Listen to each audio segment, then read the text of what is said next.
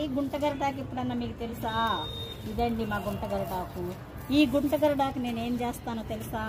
ఇదిగోండి పువ్వు ఉంటుంది కదా, ఇలా ఈ పువ్వు ఉంటేనే గుంటగరటాకు అండి. ఇంకొకటి ఉంటుంది గుంటగరటాకు, పువ్వు చిన్నగా ఉంటుంది, ఇది పెద్దగా ఉంటుందండి. ఈ గుంటగరటాకు ఏం చేయాలి అంటే తెలుసు కదా, తలకి పెట్టుకుంటారండి.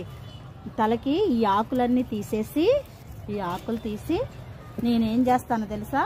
మందార పువ్వు, ఇది కలబంద, మందార పువ్వు, ఒంట్రెక్క మందారము, మెంతులు కలిపి కొబ్బరి నూనె అండి మిల్లులో తీసుకొచ్చుకుంటాను. కొబ్బరి నూనె ఇదంతా వేసి వేడి చేసండి.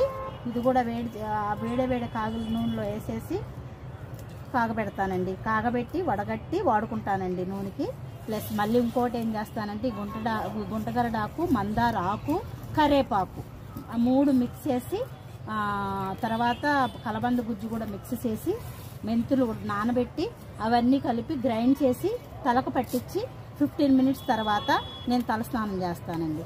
చాలా సాఫ్ట్గా జుట్టు చాలా బాగుంటుందండి. ఇదండి గుంటగరడాకు. చూడండి ఒకసారి, అందరికీ తెలియట్లేదండి పువ్వు. ఇదిగోండి మళ్ళీ కాయలు వస్తాయి కదా, ఈ నల్లగా అయిపోతాయి.